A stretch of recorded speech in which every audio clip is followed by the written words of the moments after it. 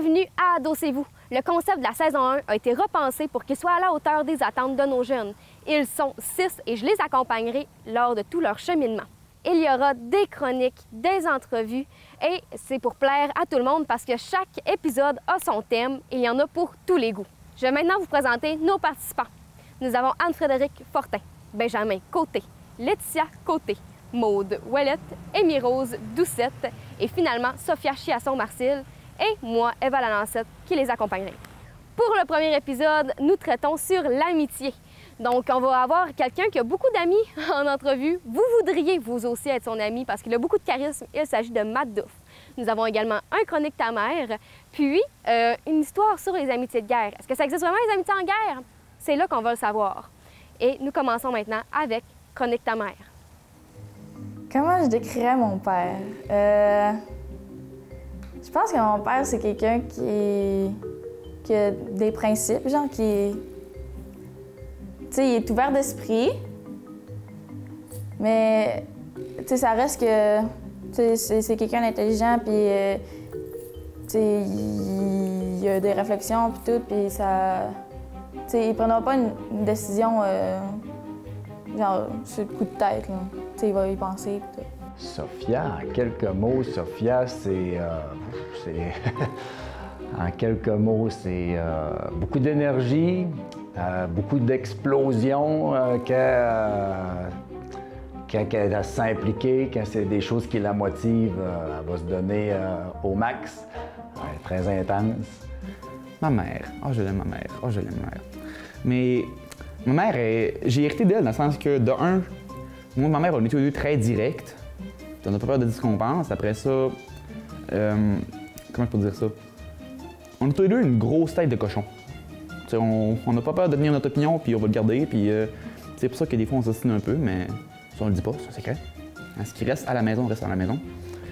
Mais je dirais qu'elle est assez similaire à moi dans le sens qu'elle est très directe, qu'elle est très gentille, elle a un grand cœur, puis elle veut vraiment aider les autres. Puis ça, dans ce sens-là, c'est vraiment un exemple incroyable. Mais elle est très similaire à moi dans le sens qu'elle est très directe, puis elle sait ce qu'elle veut, puis elle va l'avoir, puis elle travaille pour l'avoir. Intense, généreux, sensible, attentionné, dynamique, motivé, intéressé. Ma mère. Elle veut que je fasse la vaisselle souvent.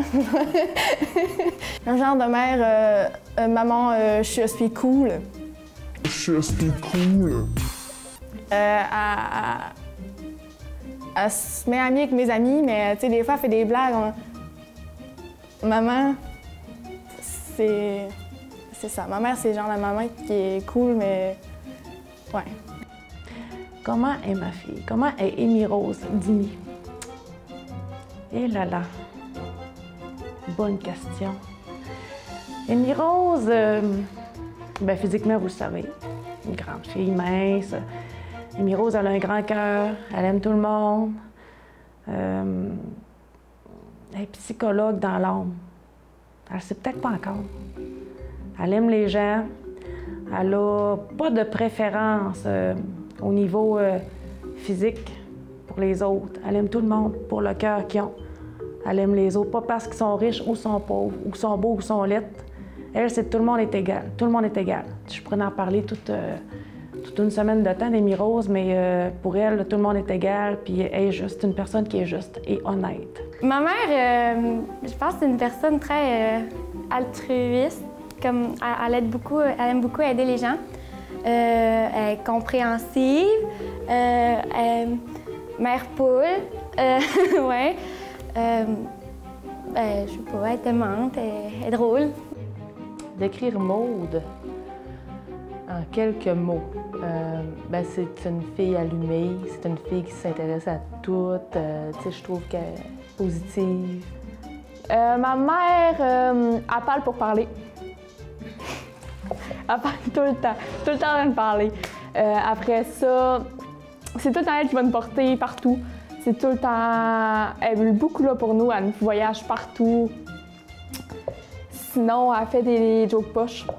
Laetitia, en quelques mots, c'est une fille passionnée de danse surtout. Elle est toujours en train de danser.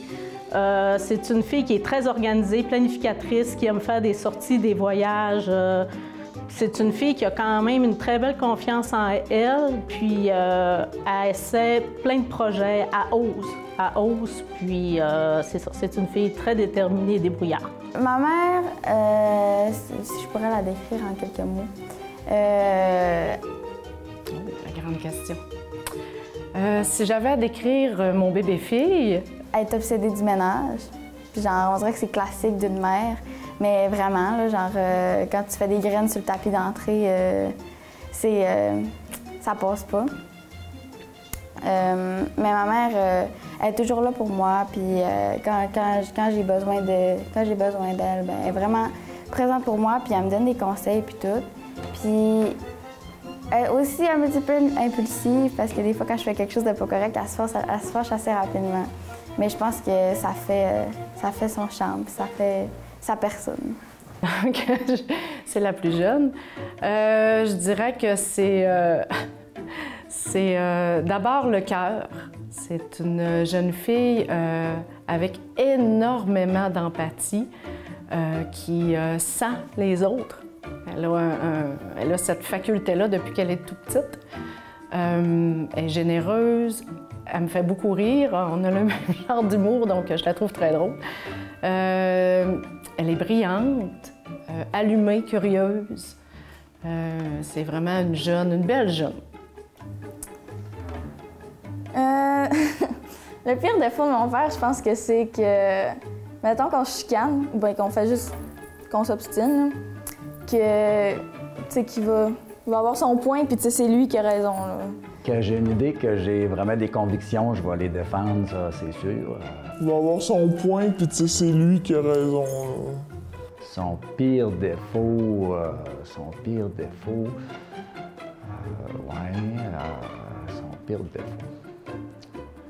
je saurais pas quoi dire. Son pire défaut... Ben, je pense que mon pire défaut, c'est que je pense trop, là. Ben, c'est sûr, comme tous les ados, j'imagine qu'elle se laisse traîner. C'est-tu vraiment un défaut? Ben, on va répondre ça. Elle a une tête de cochon. Ma mère... tu sais, j'adore ma mère, on est très proches, mais on est aussi, genre, quand on se pogne, on se pogne. Fait que, tu sais, quand tu t'assines avec ma mère, il faut que tu gardes ton point à ta barouette, sinon ça va te faire ramasser. Il pense qu'il a toujours raison. Elle a une tête de cochon. Il retient pas ça de moi. Mon pire défaut, j'en ai beaucoup. Je dirais... Ah, je suis très bordélique. Très bordélique. Mais sinon, ouais, je dis un peu tout ce que je pense aussi. Puis ça peut être une qualité comme un défaut, mais c'est... ouais. Son tapis. Le pire défaut d'Amy Rose, son tapis. Bien, elle a un tapis qui est dans sa chambre, qui est... moi, je dirais que c'est un tapis à temps partiel, mais il est peut-être pas tant partiel que ça.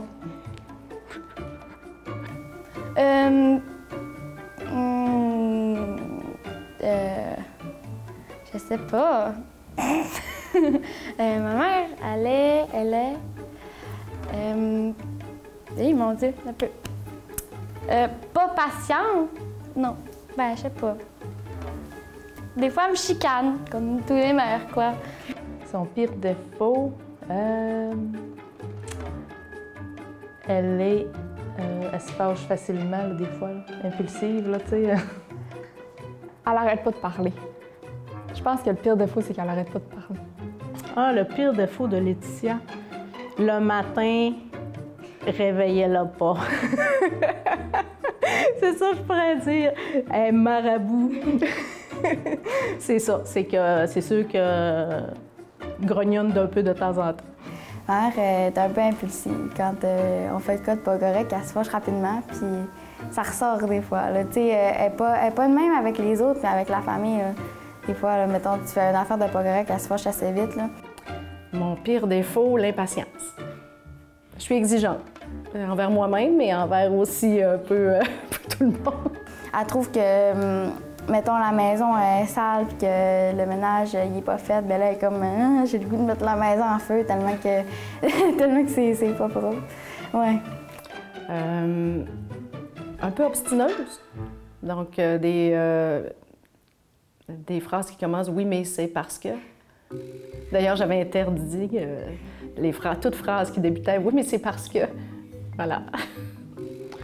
Les amis de Ben. Bien, je sais que la majorité de ses amis, ce sont des filles parce que Benjamin, il a une belle sensibilité et il a beaucoup d'écoute. Fait que je pense que c'est le genre d'amis qu'il a. En y repensant, j'ai comme plein de différentes personnes poignées dans un moton. Ça fait drôle. Genre, c'est vraiment une bonne chose, mais on dirait que j'ai comme pas un type parce que chaque personne est tellement différente que ça fait comme un moton de... Tu sais, là, en maternelle, quand il fallait qu'on découpe tous des petits cartons puis qu'on les colle ensemble, ça faisait une mosaïque, là. Ouais, ça, c'est comme ça. C'est une mosaïque d'amis. On est comme plein de couleurs différentes, tissus différents, là, puis... Mais tu sais, sinon, le seul lien qu'on a vraiment, c'est qu'on aime tout le parler, puis qu'on aime ça le théâtre, qu'on aime ça l'impro, puis qu'on aime ça tout l'art dramatique, on aime ça, mais sinon, je pense qu'on est tous vraiment différents, puis on est tous assez uniques. C'est les plus trop cool du monde, mais c'est tous des bizarres comme moi, dans le fond. Puis, ouais, comme ils comprennent ce que... Avant que je parle, ils savent ce que je vais dire. C'est-tu du français? Dimi, quelle sorte d'amis qu'elle a? Toutes les sortes. Parce que Dimi, c'est une jeune fille qui respecte les autres, puis elle a toutes sortes d'amis. Elle a sa petite gang que j'adore, mais je pense qu'elle a tous les meilleurs amis du monde, puis tout le monde est son ami, en réalité. Quelle sorte d'amis j'ai? J'ai des amis artistes, extravertis, qui n'ont pas peur du ridicule.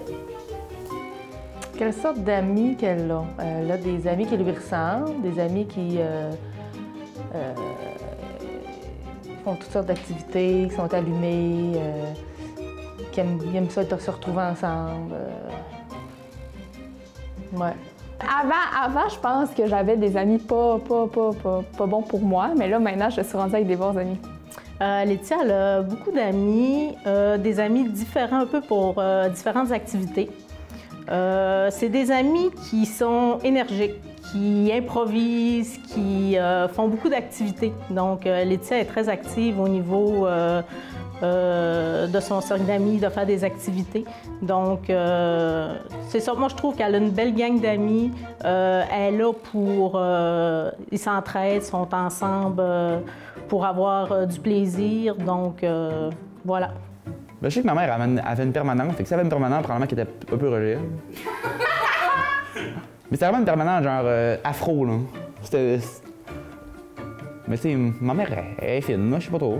Elle devait être similaire à moi. T'sais, ma mère, elle a pas peur de dire ce qu'elle pense, puis elle est assez directe dans ce qu'elle dit. Fait que probablement qu'elle était similaire à moi dans ce côté-là, mais sinon, fait qu'une permanence, ça devait être difficile. Eh mon Dieu, moi, j'ai pas une bonne mémoire autobiographique, là. Je me souviens pas beaucoup de mon enfance, mais j'avais des chums de filles avec qui je me tenais, entre autres, puis qu'on s'était dit, on se donne rendez-vous dans 10 ans, là, à la fin du secondaire 5, là, puis on l'a fait. C'était cool. Quelle sorte d'amis que ma mère avait à mon âge? Je pense que ma mère, elle se tenait avec les rebelles. Ouais. Je pense que c'est ça, pas mal. Quelle sorte d'amis j'avais à l'âge de Maud? J'avais un peu le même genre d'amis, un peu les mêmes intérêts. J'avais des bons amis, des bonnes amies que j'ai encore. Les rebelles. Ouais. En secondaire 3, exemple, là, qui c'est resté mes meilleurs amis encore. Elle avait des amis qui... Ma mère avait des amis qui étaient bons à l'école, qui étaient à leur affaire. Je pense pas qu'il y avait des amis vraiment rebelles, on boit de l'alcool à 12 ans. Tu sais, c'était plus... À l'âge de Laetitia, je changeais beaucoup d'amis. J'avais toujours un noyau, tu sais, mes meilleurs amis que j'avais. Mais dépendamment de... Je pense que c'est plus, puis je suis encore comme ça, c'est dépendamment de ce que je fais, que j'ai comme activité, mes amis diffèrent un peu, là. Je peux avoir des amis pour du sport, des amis pour des sorties, des choses comme ça, mais veux pas, les caractéristiques, dans le fond, les personnes avec qui je connecte, bien, ils ont toujours le même profil, que je pourrais dire. Je pense que ma mère, c'était vraiment une amie qui donnait des conseils aux autres, puis que c'était une amie le fun aussi, avec qui que, genre, tu pouvais faire le party, puis elle était vraiment... elle était un peu amie avec tout le monde aussi, hein. Mais elle avait une meilleure amie qui est ma marraine, puis ouais, Je pense que c'était vraiment une bonne amie qui donnait des conseils. Donc, elle s'en va en secondaire 4. Moi, le genre d'amis que j'avais, c'est drôle que tu me poses la question. J'en parlais avec elle cette semaine. Je lui disais que moi, je connaissais plein de monde.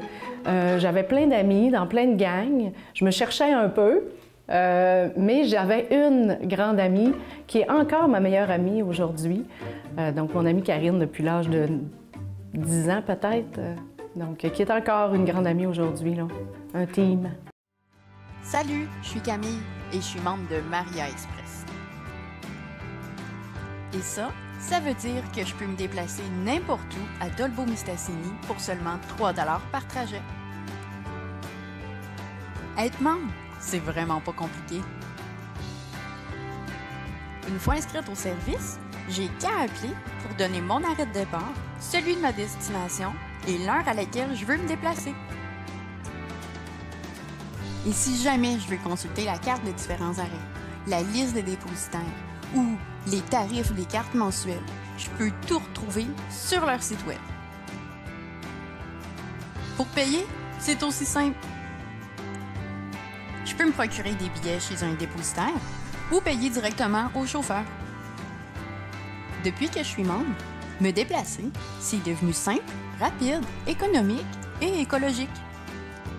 Faites comme moi et essayez le nouveau service Maria Express. On vous présente Impro en 4 coins. Impro en 4 coins, c'est un tournoi d'improvisation 2 contre 2 qui respecte les règles de distanciation sociale émises par la santé publique. Ce tournoi est rendu possible grâce à la participation du Bol d'or d'improvisation, de la ville de Dolbeau-Mistassini et de la télé du Haut-du-Lac. Suivez-nous cet automne sur ma TV Saguenay-Lac-Saint-Jean.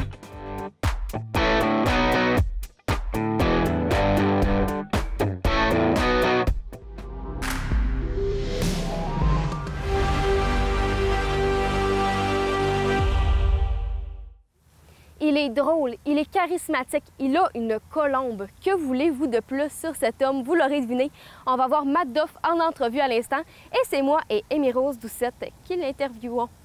C'est parti! Donc, tu es un garçon qui vient de la région. Et nous autres, on se demandait si tu peux nous en dire davantage sur ton parcours parce que c'est moins facile de percer quand on vient d'ici. Bien, en fait, je pense que c'est pas tant moins facile de percer quand tu viens de la région, mais en fait, c'est que je pense que c'est plus facile, c'est moins facile de percer si tu restes dans la région. Inévitablement, à un moment donné, il faut que tu quittes la région pour aller soit dans des grands centres parce que c'est là que ça se passe. Mais moi, mon parcours, en fait, c'est que j'ai fait ATM au Cégep de Jonquière. Après ça, je suis rentré à l'École nationale de l'humour. Puis c'est ça. Fait que là, je suis rendu, ça fait 3 ans que j'ai quitté l'École nationale de l'humour puis que je fais ça dans le fond que je gagne ma vie en étant humoriste à Montréal. Puis c'est avec Instagram, finalement, que ça a vraiment plus explosé, je pense. Oui, vraiment. C'est vraiment moi, grâce aux réseaux sociaux là, que, tu sais, moi, j'ai tout le temps été actif sur les réseaux sociaux. Même quand j'étais au cégep, j'utilisais Snapchat énormément. Puis à un moment donné, on a transféré ça vers Instagram. Puis moi, c'est vraiment grâce aux réseaux sociaux que j'ai été capable de comme, faire mon nom et me faire connaître. C'est comme ça que j'ai été capable de remplir des salles, de faire des spectacles d'humour et tout. Fait que, ouais, c'est vraiment un outil que j'ai beaucoup utilisé qui m'a permis de me rendre où je suis aujourd'hui. Puis si tu avais un conseil à donner à un jeune qui aimerait ça se lancer dans le domaine, ce serait lequel? Bien, en fait, c'est vraiment le conseil, le seul conseil que je donne tout le temps à tout le monde, c'est vraiment ça. Puis ça peut paraître quétaine un peu, puis ça peut paraître un peu vague, mais c'est vraiment juste comme de s'amuser puis de se faire confiance, en fait. C'est que si tu essaies de faire quelque chose juste pour plaire aux gens, puis que toi, ça te fait chier de faire ça, puis tu dis « Ah, mais il faut que je fasse ça pour réussir », bien, ça va paraître que tu le fais pas pour toi, puis ça va paraître que tu t'amuses pas en le faisant. Fait que c'est vraiment juste de te faire du fun, puis de choisir des projets qui te tentent, puis de faire des affaires qui, toi, te font du bien. Puis je pense que c'est ça la recette, en fait, pour se rendre. De pas avoir peur non plus, c'est de pas avoir peur de faire des moves comme déménager à Montréal ou que, de se faire confiance puis de suivre son instinct. Super! Puis toi, c'est quoi ta meilleure anecdote de spectacle ou de tournée en général? Ben en fait, il y en a plusieurs. Vite de même, j'essaie de t'en trouver une. Une anecdote de tournée qui me fait rire, moi, c'est l'année passée, j'étais allé en tournée un peu partout à travers le Québec. Puis, on prenait la voiture de mon amie Daphné Les Tourneaux. Puis son char était comme brisé. Fait que dans le fond, quand tu baissais la fenêtre, genre, tu ne pouvais plus la remonter. Maintenant, on était pognés dans une tempête genre de pluie, la fenêtre ouverte, genre sur l'autoroute. Pour vrai, on a failli pas se rendre, mais ça m'a vraiment beaucoup fait rire. On en parle encore aujourd'hui. Si tu pouvais animer ou Monter. Monter. Un événement n'importe quel dans le monde, là, ce serait lequel? Je sais pas, mais quelque chose de vraiment gros, là, tu sais, je sais pas, genre, j'aimerais ça faire la mi-temps du Super Bowl, comme genre Beyoncé. Si tu avais un conseil à te donner à toi-même quand tu étais plus jeune, ce serait quoi? Ben là, ça va avoir l'air quétaine, mais je vais revenir un peu avec ce que je disais tantôt, mais ça aurait été de vraiment me faire confiance, tu sais, dans les moments où j'ai hésité, où j'ai eu des petits doutes, il y avait une petite voix dans ma tête qui me disait genre « Ah, ben fais-le, tu sais, vas-y », ben de jamais douter parce que c'est vraiment en écoutant cette petite voix-là puis cet instinct-là que je me suis tout le temps le plus amusé, que j'ai fait les projets que j'ai tout le temps le plus aimé. Fait que ça serait ça.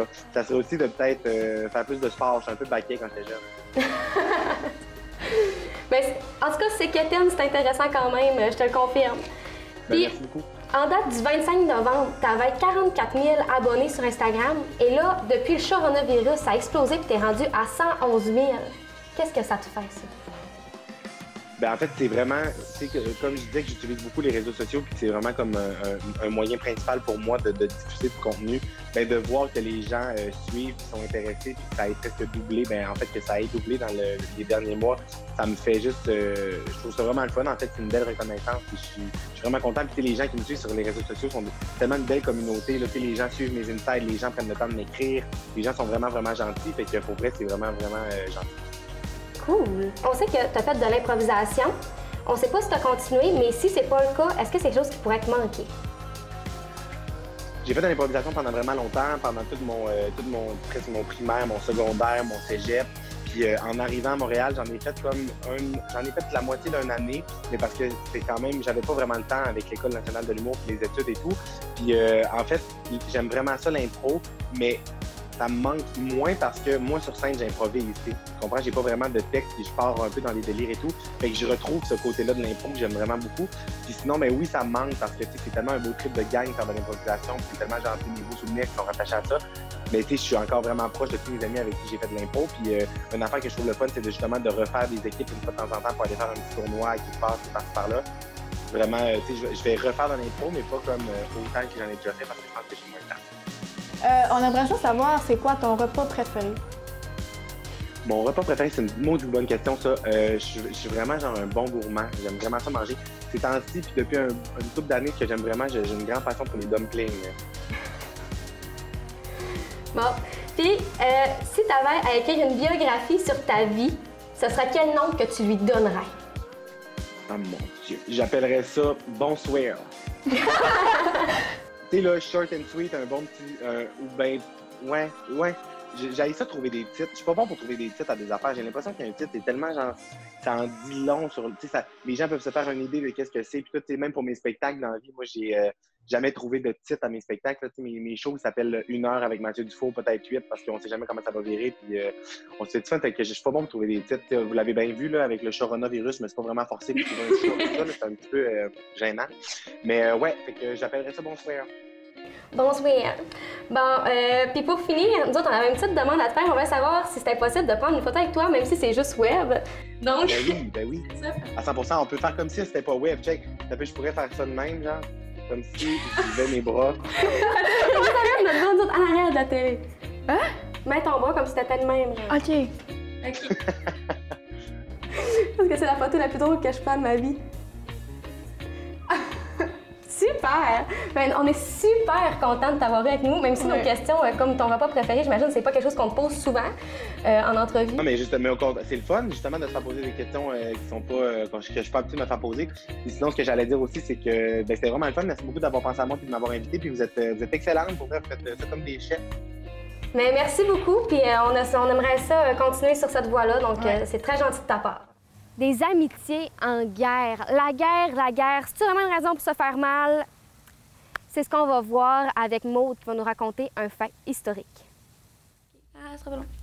Ouais. C'est drôle, ça, quand t'es comme... Mon histoire d'aujourd'hui. Je sais plus quoi. On a tous des amitiés, mais des amitiés en guerre. Aujourd'hui, avec mon histoire, je vais vous prouver que ça peut exister. Fait que mon histoire, elle commence en 1944, près de la frontière entre la Belgique et l'Allemagne. C'est le soir de Noël. C'est l'histoire d'une petite famille qui vivait dans leur maison et se préparait pour faire leur réveillon. Tout d'un coup, il y a un groupe de soldats américains qui cognent à leur pas parce qu'il faisait très froid. Puis, ils ont un soldat de blessé. Mais dans ce temps-là, la loi refusait aux habitants d'inviter des soldats chez eux. Mais la dame qui habitait dans la maison, elle avait un très grand cœur, fait qu'elle les a laissés rentrer. Là, tout va bien. La madame a guéri les blessures, elle soigne le monsieur, elle les fait s'asseoir. Mais là, après quelques temps, il y a un autre groupe de soldats qui rentre. Mais cette fois-là, c'est des soldats nazis. Là, la madame, elle a déjà des soldats ennemis là, dans sa maison. Fait que là, elle ouvre la porte, puis eux, ils voulaient juste se réfugier du froid. Donc là, elle les invite à rentrer, puis elle réunit tous ses soldats dans son salon, puis elle leur dit « La seule condition que vous avez à respecter pour tous rester dans la maison, c'est qu'il n'y ait pas de meurtre ce soir, puis que personne n'utilise les armes, puis que tout le monde cohabite ensemble dans la gentillesse et de l'esprit de Noël. » Fait que les soldats finissent par accepter et ils finissent par tous passer un souper Noël, puis ils finissent par dormir chez la madame. Puis le lendemain matin, ils se sont même échangés des informations sur leur plan de guerre chacun pour pas qu'ils se fassent tuer dans les prochains jours de la guerre. Cette histoire-là, ce qui est vraiment beau, c'est qu'elle a été racontée la première fois par le fils de la madame qui s'appelle Fritz Winken. Et ce petit garçon-là, il a fini par grandir. À cause d'une émission américaine, il a pu revoir les soldats qui étaient arrivés chez eux puis qui avaient hébergé. Puis ce monsieur-là, il est mort en 2001. Puis cette histoire-là a été adaptée en film qui s'appelle Une nuit silencieuse, que je vous invite à aller regarder parce que c'est une très belle histoire. Et c'est ce qui conclut notre épisode sur l'amitié. J'espère que ça vous a plu et on se revoit la semaine prochaine pour notre épisode sur l'alimentation. C'est un rendez-vous.